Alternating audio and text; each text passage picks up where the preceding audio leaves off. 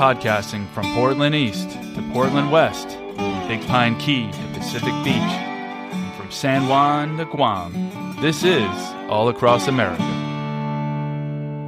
L. Michelle Smith, welcome to the show. Mark, thanks for having me on. So you're an executive coach, a keynote speaker, gospel singer, and author, most recently, of Call and Response, 10 Leadership Lessons from the Black Church. So great to have you on. Thank you so much for having me.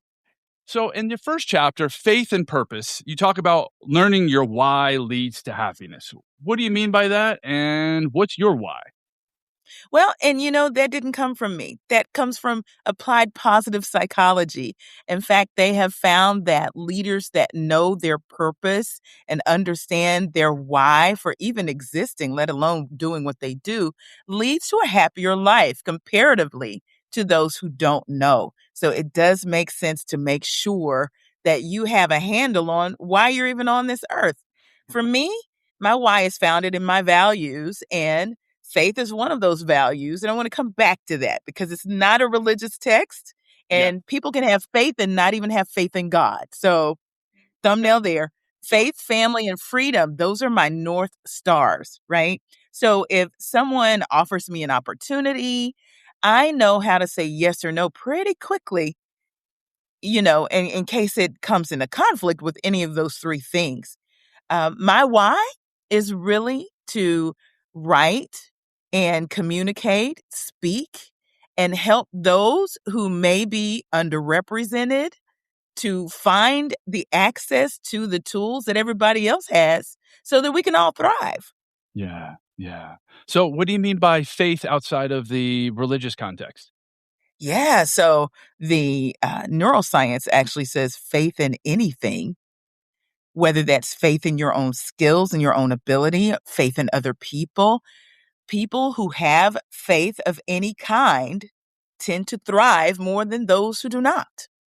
That comes from the science. Do you think hope has something to do with that? Oh, totally.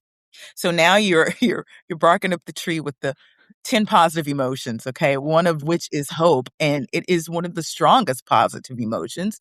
The first one is love. We're all familiar with that one. Yes. Not necessarily a romantic one, but hope is very powerful because if you understand that it is the only positive emotion that can hijack your prefrontal cortex from fear, because fear will hijack it, okay? It allows us to plan, to anticipate, to set goals. There's a theory called hope theory in positive psychology that tells us about goals thinking, agency thinking, and pathways thinking. And what I just described in a nutshell before I listed those three things is exactly that. Hope has a plan. And the only way you can plan is if you use this prefrontal cortex. That's where your decision-making power is. And so the fact that hope lights that area up, it's hopeful. It's very exciting. I like to say that hope without a plan is just a wish. Yes, indeed. And we often talked about young people not having a fully developed prefrontal cortex Yeah. until, I don't know, their mid-20s. I mean, is that Right. is that a good recipe for younger people that are listening to say, hey, here's a way to kind of hijack that still developing prefrontal cortex that you may be more inclined to make maybe the wrong decision, but if you have your eye on that prize, that may be a way of making it That's right. a really good way to think about it. I was just talking to my daughter the other day. She's 13. She's about to go into high school. And I was explaining to her, especially around AI, why it's important. And she doesn't have this problem. She actually has the icks when it comes to adopting AI, which is great because she's still trying to learn. But I was explaining to her how their brains at that age are not developed yet. And I believe that the research says that girls' brains are fully developed somewhere around the ages of 20, mid 20s, something like that. And so, what they need to do in the meantime is get that hippocampus going. Okay. So, the hippocampus, and by the way, folks, I'm not a neuroscientist. I am actually informed in the science and I connect the dots between the research. So, just so we're clear there. But the hippocampus actually grows when we learn. And the thing that makes it grow is repetition. And that's where we're getting into the neuroplasticity of things.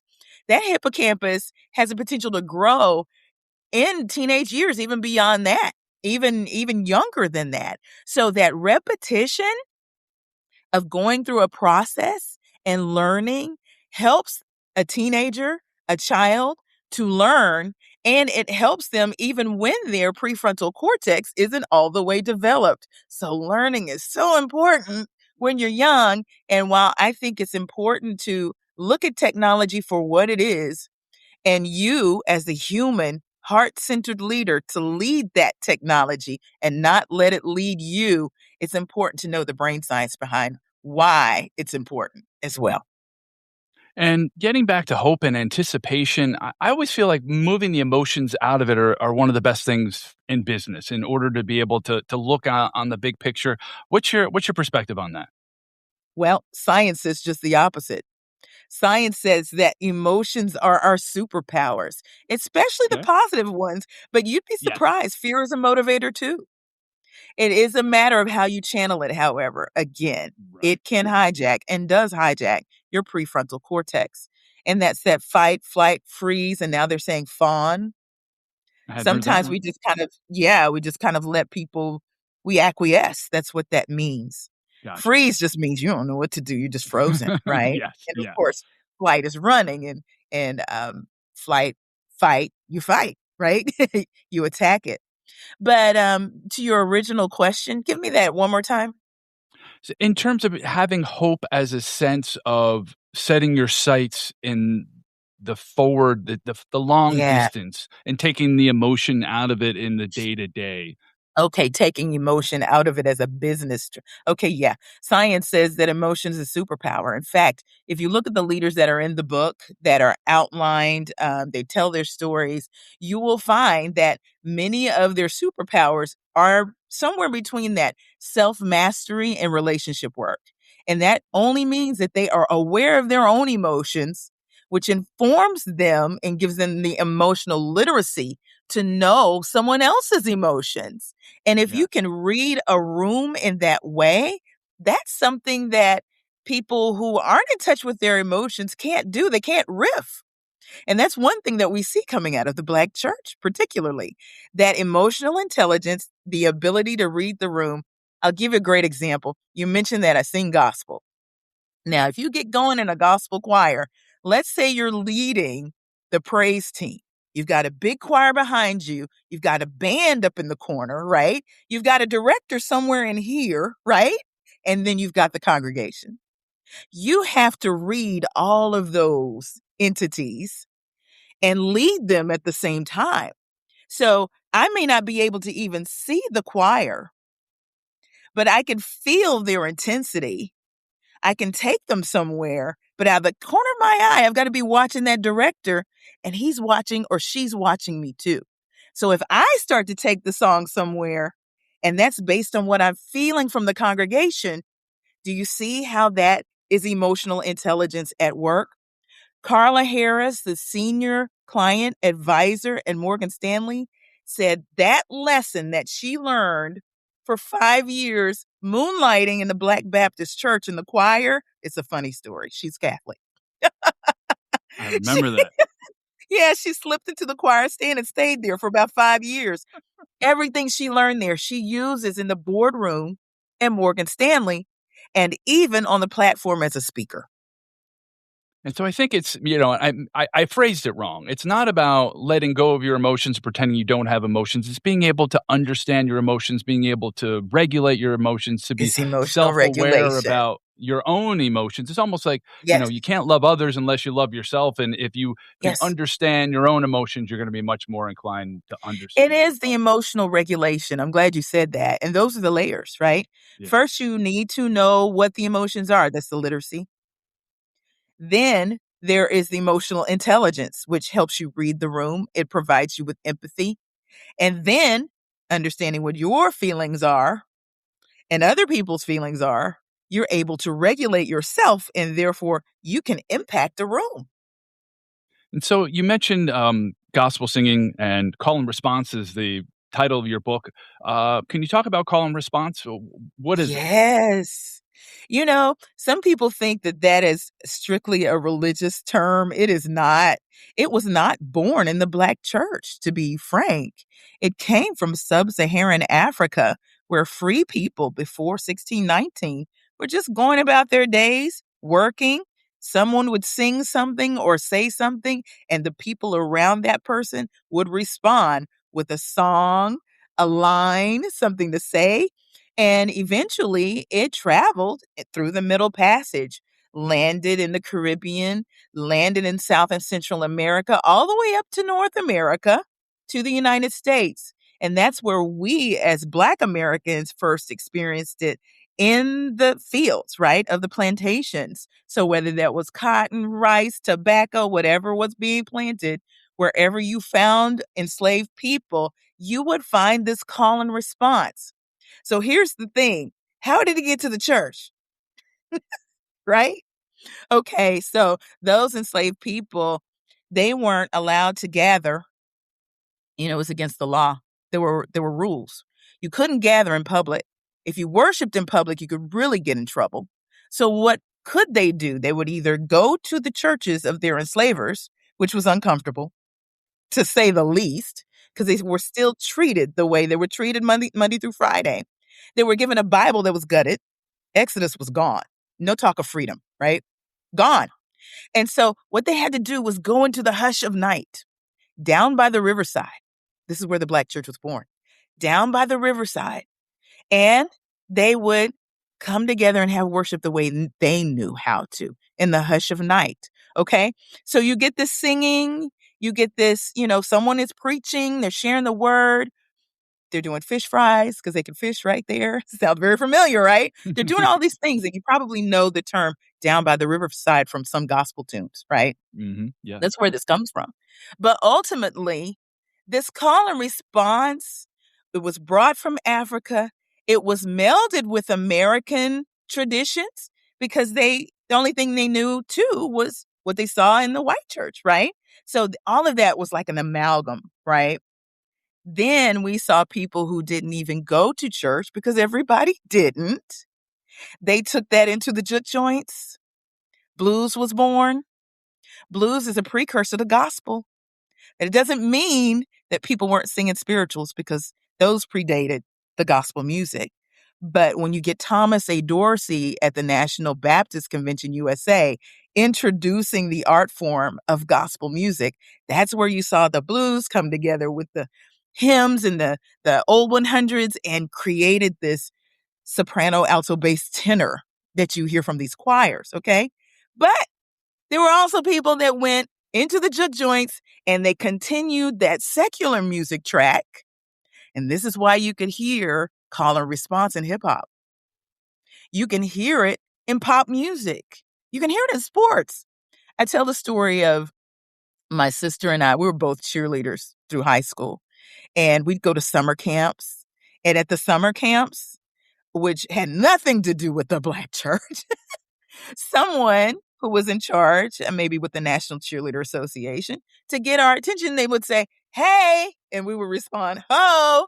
That's call and response. Yeah. You hear it in speeches. You hear it in political speeches, not just the pulpit. So call and response is very much an American tradition, but here's the science. It's called neural coupling.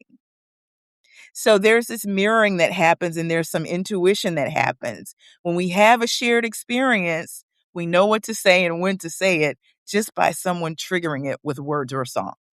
So for those out there, maybe I don't know if you have any church tradition or not, but if I say God is good, most people know how to say all the time if they have a church tradition, especially a Black church tradition. And I would say, and all the time, and they would say, God is good. That's call and response. But on the flip side, Curtis Blow was the first commercially successful rapper to use call and response in his song, The Breaks. And that goes, when your woman steps out with another man, that's the breaks. That's the breaks. The breaks. Call and response. It's also a happiness trigger. Do you see how you grin? I love that song. It's great. I have the original LP on that one. So. Yes. And they're very young Reverend Simmons on the ones and twos behind Curtis Blow. I'm a That I hip-hop didn't head. realize. Okay, all right, me Yes. too, me too. So, let's talk community. Yeah. And, obviously, being part of a chorus is, a big part of that. You talk about oxytocin, the love hormone, Yes. isolation, the enemy to happiness and growth. Mhm. We are hardwired to not be alone. In isolation, some very negative things can happen to us. It can even stamp out hope. So it's important that we have community, have connection, even if that starts with one other person. And sometimes it doesn't even need to be in person. People have been able to get over their loneliness by connecting with people through the internet. We saw a lot of that during the pandemic. We were all isolated. We had to go into, lockdown. But what did we do? We got on these computers, we got on Zoom, we got on FaceTime, and we Started fostered podcast. connection. Start a podcast. See? Yeah, this is the way that you reach out to people and people reach back to you.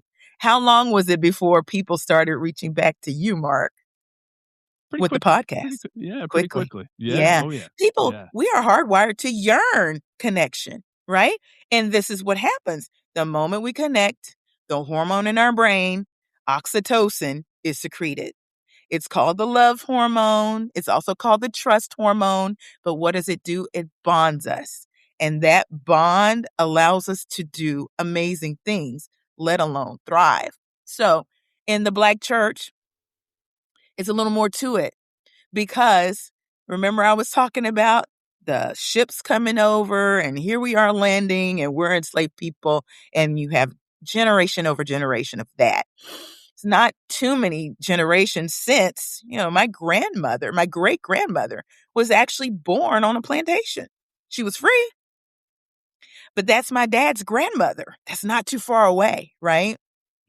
However, um, that generation over generation of shared experience and also adversity causes a special bond, and it's called social cohesion. And that's psychology. And that's exactly what it means. There are peoples who have gone through things generation. It's etched on our DNA at this point. So there are things that I can do and say in a group of my people. And, other cultures have the same thing depending on what they've been through. There's certain things I can say and do, just like the call and response, where people I have no clue who they are. I just met them. They'll know exactly what to do. Can I give you an example of that? Let's hear it. Okay, so recently I was watching, I scroll through Instagram. Who doesn't, right? So I'm scrolling through Instagram and there's a SZA concert. The singer SZA, SCA. Okay. These people are leaving the SZA concert. We don't even see SZA. It's just a bunch of people trying to make it through the foyer of this arena or wherever they were. And there are lots of stairs, but these people are like 25, 30, 40 people deep trying to move very slowly down the steps. It's very slow. They can't get out the door because it's so deep, just thick with people. Somebody started singing a Kirk Franklin song, Melodies from Heaven. And it'd be one thing if everybody just started singing and it didn't sound like something, but this could have been on Kirk's album.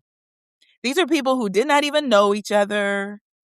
They were just side by side. In this situation right there, the video went viral for the fact that it sounded like a 100 voice choir. Is more than 100 people. Is close to 1,000, I would think, Wow.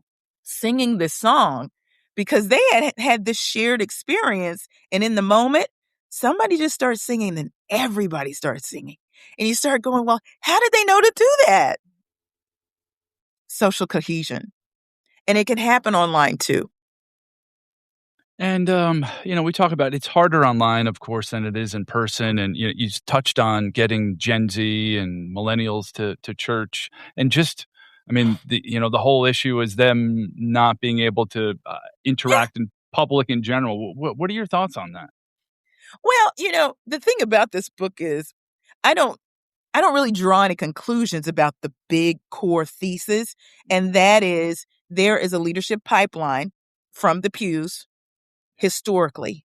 And what I found is that mostly boomers and Generation X, and about half of millennials had the experience that I share in the book. Now, when you get to the younger millennials and you get to the Gen Zers, you see a falling off. It's for a few different reasons. One, more and more social norms do not align with some of the values that are in the church. And that's no matter what color it is, right? Yeah. They may not align. So this younger generation, as soon as they get to young adulthood or they have parents that aren't forcing them to go to church, they don't. They just don't go. So the organized religion is off the plate for some people completely. They're not even having the faith. For other people, they're still of faith, but they don't go to the building. There's a New York Times article in 2025 that came out towards the end of the year, and that was a headline. The Black church has a Gen Z problem, and it's not just the Black church. It's all the churches, to be honest. They have a Gen Z problem, and the problem is they do not come to the building. Why is that?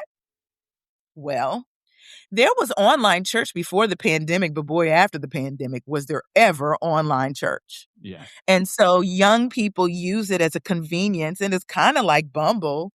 You could swipe through the different services and find the one you want. You don't even have to watch one all the way through.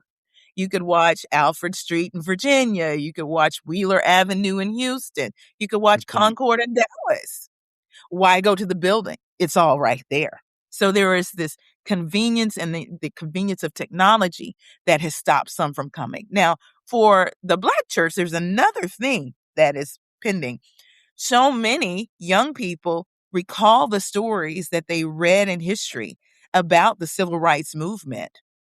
And for such a time as this, many of them believe that the Black church doesn't have the juice that it once had when it came to the Martin Luther Kings of the world, Mm. and making movements, when there is some confusion over what the Black church actually is. And because you have a general audience, I think it's important to make this distinction.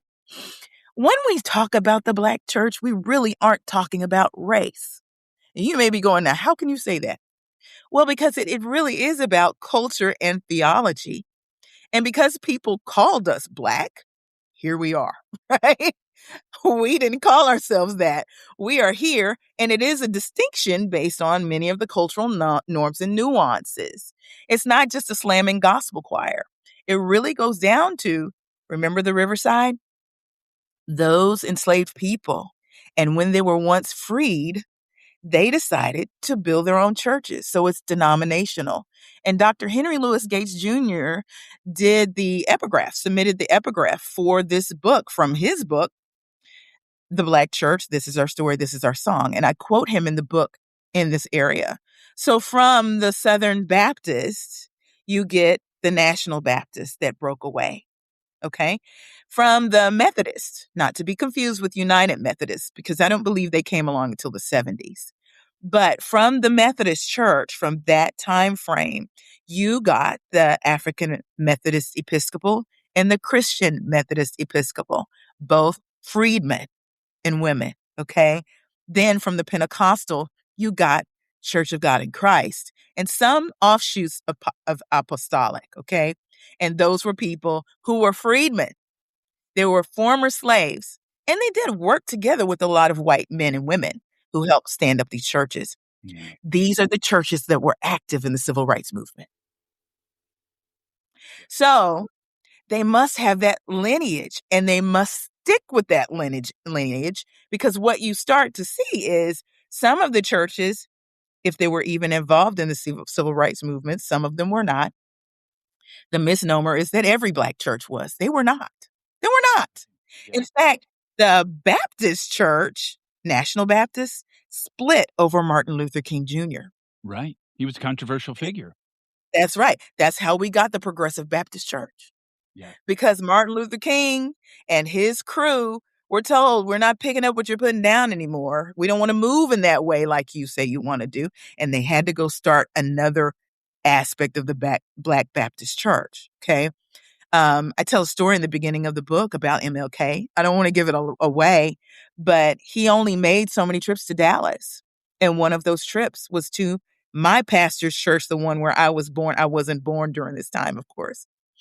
But It was thought to be a very courageous move for my pastor to even have Martin Luther King Jr. in the pulpit. I think we kind of forget now, now it's like, Yeah. oh, Martin Luther Jr., we galvanize around this figure, but the man was hated. He was hated for what he was doing during that time. So, anyway, all that to be said, there are churches that do not follow in the tradition of liberation and freedom. And they may have Black pastors, they may even have Black congregations, but they fall away from the liberation theology, the social justice, the economic empowerment.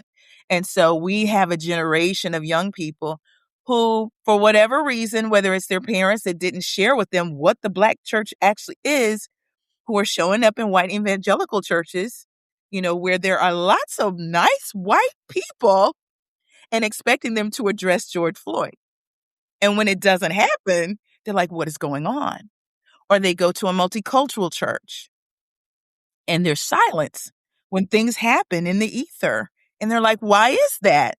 Well, these aren't churches that were born out of this tradition. And the ones that are still in that tradition are still strong and still fighting the good fight. So at the end of the book, whether you're churched or not, because I understand that there are plenty of people that are not of faith, but they're interested in these 10 leadership lessons. Yeah. They didn't have that experience, but they want to know, how can I? Each and every chapter ends with powerful insights. There are 52 of them. They're powerful coaching questions that help you build the muscle and resilience and perseverance and all of these things that we found modeled in our Black churches. You can build muscle in. And at the end, there are resources for those of you who want to find churches that speak in liberation. Here's a list. But also for those of you who don't care to come to the sanctuary, but you want to be aligned with civil rights movements, human rights, all of that, there are a list of organizations that are tertiary, secondary to the church that you can get involved with.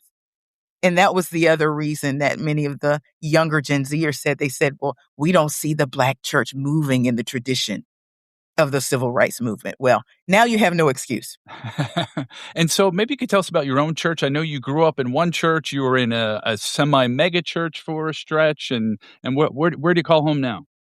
I'm at Concord Church in Dallas.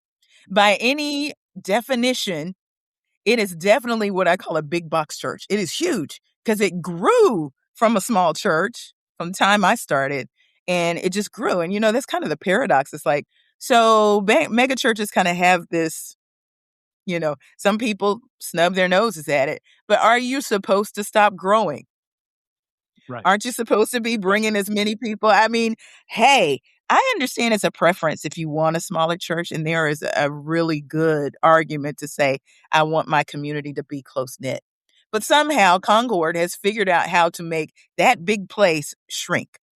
And they do it through small groups and, making sure the ministries are reaching out. And there are these touch points at the 1-to-1 and 1-to-3 ratio, right? But I did make a switch. You notice that in the book. That is one of the things that happens in the books. A lot of people don't really recognize that. But my daughter and I actually, after being in Concord about 17 years, we shifted over to another church, which shall remain nameless. It shall remain nameless. I think the church is awesome, but it didn't have what I wanted at the time. And it was during a time that we were going through the election season. And no matter where you fall on the spectrum, when leadership shifts like that, I come from a tradition where someone in the pulpit has something wise to say, even if it isn't something, and it usually is not, because they'll get their 501c3, tax, whatever, threatened, right? So they really aren't supposed to say, vote for this one, vote for that one. But they are supposed to say something wise. And during that time, the pastor was not in the pulpit. I won't get into all the reasons why, but he wasn't in the pulpit, had nothing to do with the election, as far as I know. But in that moment where Martin Luther King Jr. holiday landed on Inauguration Day, I mean, that's an inflection point, especially when your congregation looks just like me. We're sitting there going, what do you have to say? Like, Yes. What do we do? Yeah, how do we handle this? And nothing was said. It was just pray for our leaders, kept it moving. And that's when I realized, I was like, you know what? I don't think this church was founded in the tradition that my Good Street Baptist Church that hosted MLK back in the 50s, I don't think this is the same. And as we started to move into this era where things have changed, I don't care what color you are, you probably know that things have changed, right? Yes. And things are hard for a lot of people.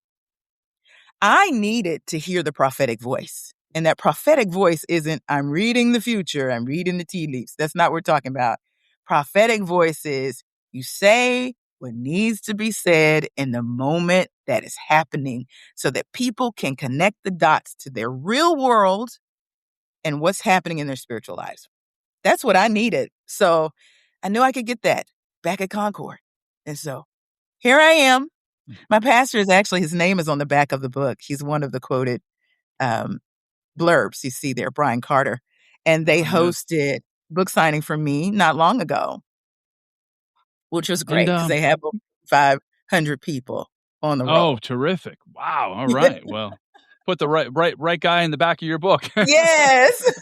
And, but that was the same at my own church and, things going on. And I remember we had dinner with another couple and our children and their children. And, the ICE issue was a factor in Minnesota at the time. Right. The pastor at our church wasn't talking much about it and did finally mention something. And again, people aren't asking.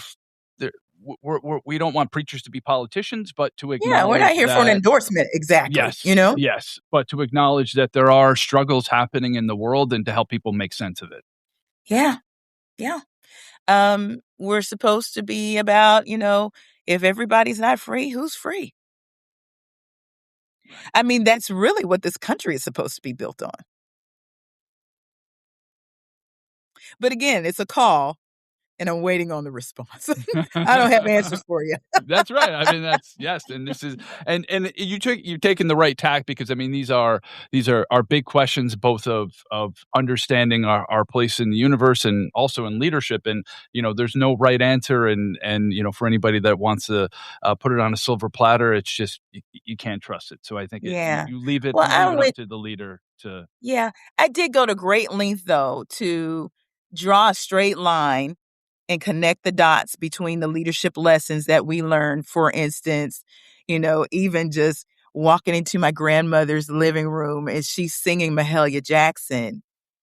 And I'm understanding now through the lens of science that she was building resilience and building a growth mindset. She didn't have that language for it. She didn't know what that was. But when she said, I'm going to lay down my burdens down by the riverside, think about those positive emotions. There's hope in there. There's perseverance that's wrapped up in there, right? She's also anticipating a better future. Now, in my next book, I'm going to be talking more about this riverside because a lot went down by the riverside. A lot of planning, some rebellions, all sorts of things. I didn't realize, and when she said to study war no more, that really did refer to some of the rebellions that happened down by the riverside. But all that to be said, whether my grandmother knew that what she was anticipating, what she was hoping for was going to not impact her, but impact me, she still was faithful enough to hope for a better outcome.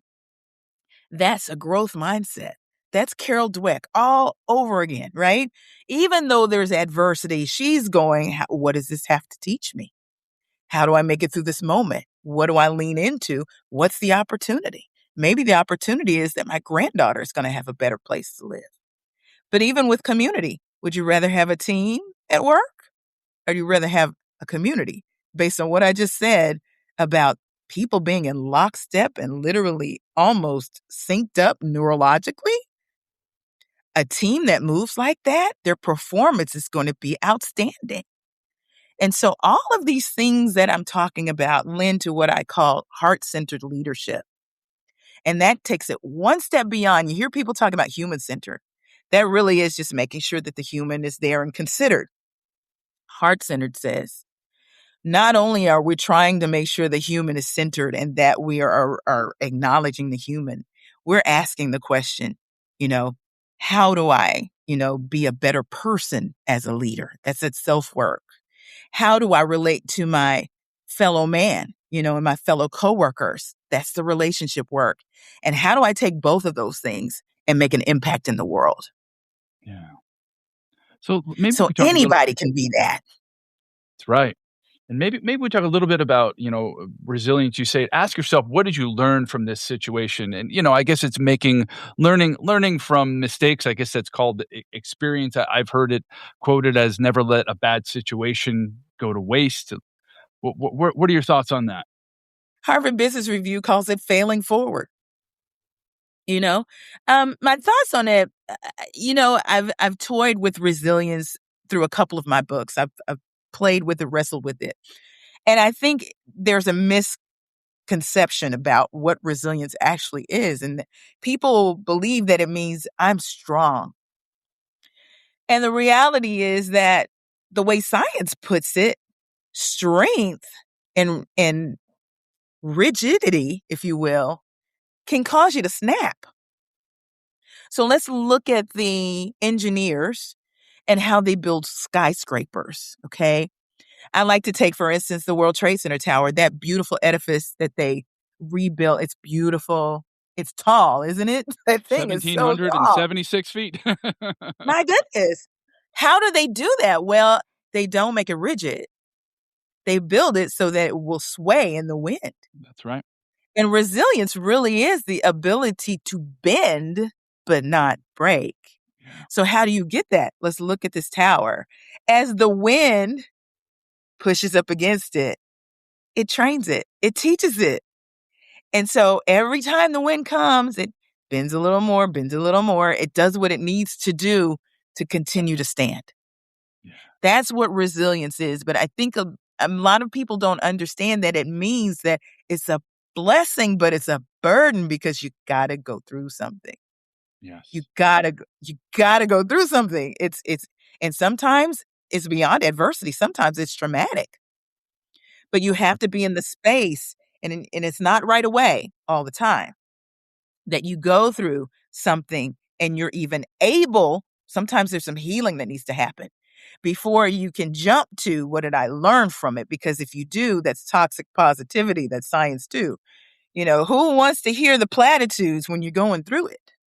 You need to process it, right? So after you've processed it and you're ready, you ask yourself, okay, what's the opportunity here? That's one way. What can I learn from it? That's another way. Who else can benefit from this? There are other ways that you can look at this. Yeah. And then you start to kind of teach yourself. That's when the resilience happens.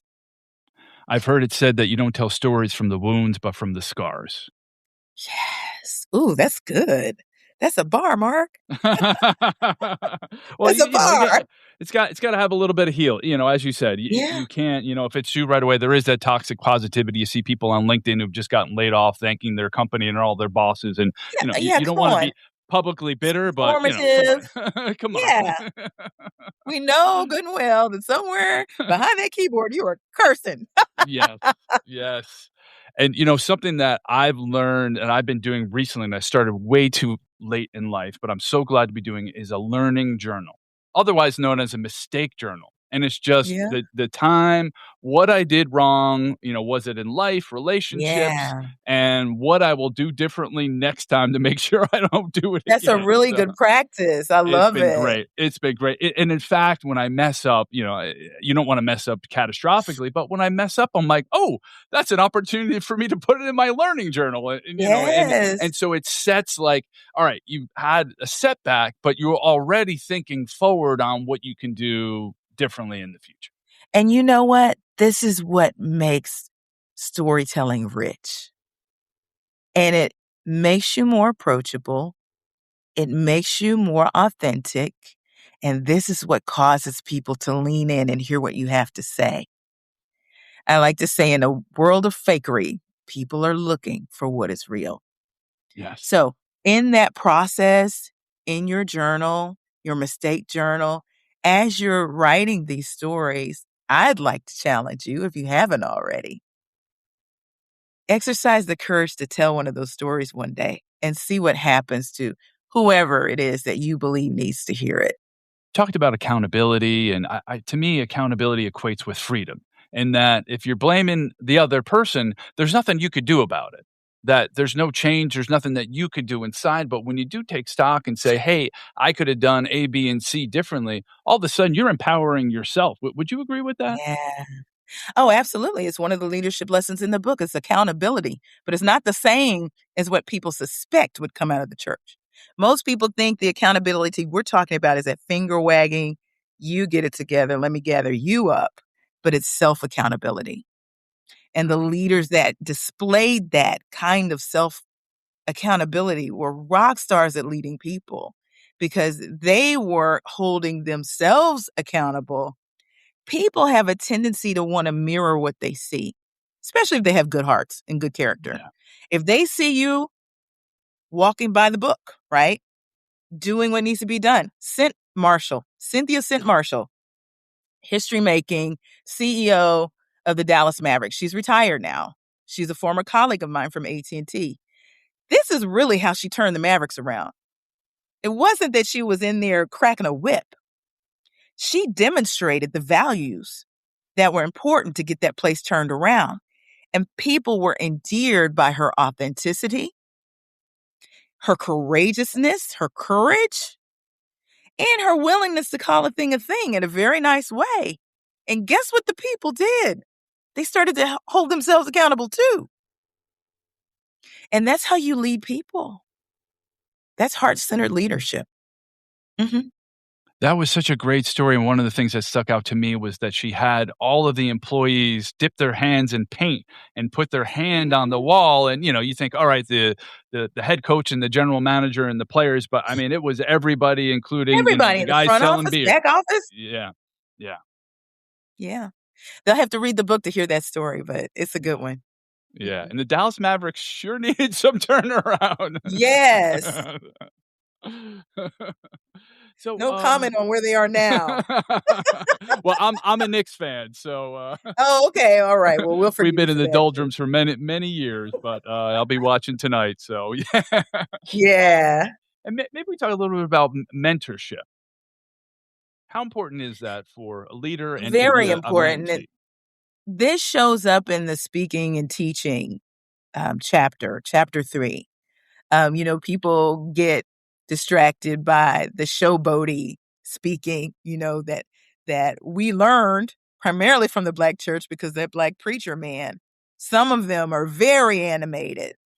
But mentorship is quieter. And it falls somewhere between that teaching and um well, personal relationship, right? Where you have someone that pours into you and is willing to do that. So important. And for me, it really reminds me of the intergenerational relationships that I had.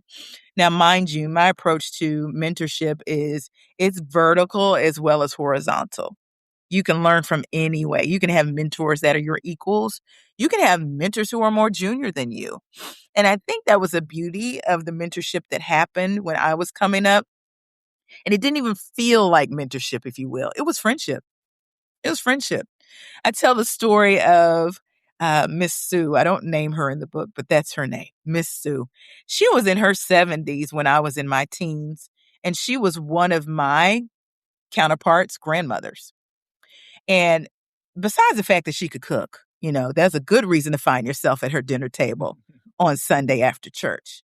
But she was also a fashion icon. This woman, she was beautiful and she wore couture. Even if she wasn't wearing couture, you would think it was couture because it was the way she carried herself. Well, she had a way with young women. One, we loved to eat her food, but she loved to have conversations with us. And several of us would just find ourselves at her dinner table or her supper table after church. And afterwards, she would say, Michelle, Joyce, that's my sister, come on back to the back room. Well, she had a friend who would bring in racks and racks of couture from Rodeo Drive in Beverly Hills. What do you think about this? Try this on, you know? So we're back there trying things on. Now, mind you, you think about mentorship and you're thinking about business, but my sense of style came from this woman. Now, my mom, she always was put together, but it was always kind of one way. It was kind of church lady pulled together. This lady was Rodeo Drive, Michigan Avenue, Next level. she was Park Avenue together, right? I'd never seen anything like that before. But we would always leave there with something. She would make sure that we had a purse, a hat, a scarf, something. And every now and then she'd have a wild hair to do a fashion show after church. And she would recruit young people to walk in the show. This is my first time walking down a runway, was in Miss Sue's fashion show after church, wearing couture from Rodeo Drive. So I owe some of my fashion sense to Miss Sue. And that wasn't her saying, sit at my feet, my child, And it wasn't me going, oh, will you be my spiritual mentor? No. Sometimes it's around shared values, shared experiences, a good meal. But sometimes we find ourselves in these silos, and I don't see as many multi-generational relationships happening like that anymore. And this is one place where we had them. Yeah, I mean, we could learn from so many people, and sometimes you're learning their mistakes in order so you don't make those mistakes. And Oh, yeah. I mean, I think that's such a key thing about the mentor-mentee relationship is it doesn't need to be official, as you said. There's no Yeah. proclamation, there's no decree that needs to happen, Right. as you mentioned there. And you also talked about being a leader is also you need to be a good follower. Mhm. What do you mean by that? And that gets to the emotional intelligence as well. When you're always in front, you can't really see what's behind, can you? You have to keep looking over your shoulder. Yeah. What if you allowed someone to lead? There's a concept in the last chapter, one of the last leadership lessons on economic empowerment. And it's a theory that comes from science called power with over power over. And all that means is that when you share power with people, not only does it empower them, but they grow and they do amazing things. So being able to follow is somewhere in that same vein. What if you have a team that is disengaged? One of the fastest ways to engage them is to share your power. Now, there are a lot of people that don't want to do that. They don't want to Wow. give up the Too power. many. Yeah.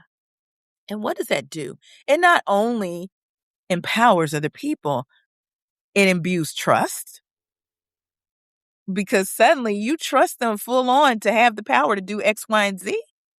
They feel like they have autonomy. That's going to bond them to you even more. You see what's happening? You're building community. This is a beautiful thing about these 10 leadership lessons. You don't really have one without the other. Yeah. They all come together at some point. But yes, when you empower people, it's kind of leading from behind. You're allowing some other people to get up front, run the thing, and by the way, build some resilience, build some growth mindset, because it's not always going to be perfect. So you need I to mean, I've understand how always you need to interact with them if things go wrong. I've heard it as buy-in. I mean, if you get people Yeah. to buy into an idea and it makes it seem like they came up with it, they're more likely to agree. Oh, very much so. Very much so. Well, we talked quite a bit about those 10 lessons. Anything I didn't ask, anything you wanna share, your final thoughts for listeners? Well, one thing I want to share is that this book inspired a leadership framework. I call it the Leadership Revival Framework. And it is for corporations, it's for universities, it's non religious, doesn't have anything to do with that. It's these 10 leadership lessons that fall in these three pillars that I've been talking about: self work, relationship work, and world work. And I suggest that this is the kind of leadership we need in this very complex, high, high octane, fast paced, um, treacherous, maybe a little environment. I mean, the cost of food and gas and Oh, yeah. folks are hurting. Let's be honest, right? And we don't know what's next. I mean, I avoid the news cycle these days. I'm a news Smart. junkie. That's not me. But to guard my peace, I stay away from the news a lot. But these are the things, the return to office where people are getting ultimatums from their bosses. Move here, come back to the office or else. Or layoffs that are not as humane as they used to be. When I was laid off from my job, I got 90 days to search for another job inside the company. Wow. It was my decision to leave, but they gave me a big package. I went and I started a business. That's why we're talking today. Yeah. That's not what's happening. I have clients that log on in the morning and their credentials don't work. Right. I heard the Microsoft people at least got an email. Yeah. But the people that I'm talking about didn't get an email. Right. They show up to work, their employee badge doesn't work. Yeah. These aren't leadership lessons from the Black church. No. Just say that this is not heart-centered leadership. This is not what St. Marshall would do. It's not what Carla Harris would do. And I submit we need more St. Marshalls in the world. Now, we can't clone her, but we sure can get close if we follow her example. And I have laid out those things that I believe are some of the keys to growing the muscle to have more leaders like that. We need it today. Sure do. Well, Elle Michelle, how can people find out more about you? Sure. Go to my website, lmichellesmith.com. That's easy. Okay. Or you can follow me on any of my socials. I'm on LinkedIn by the same name, Instagram by the same name. I get chatty on Threads. So if you want to talk to me, find me on Threads. Right. I'll chat back. All right. Well, Elle Michelle Smith, call and response, 10 leadership lessons from the Black church. It's been an honor to have you on the show. Thank you so much. It's an honor to be on your show, Mark.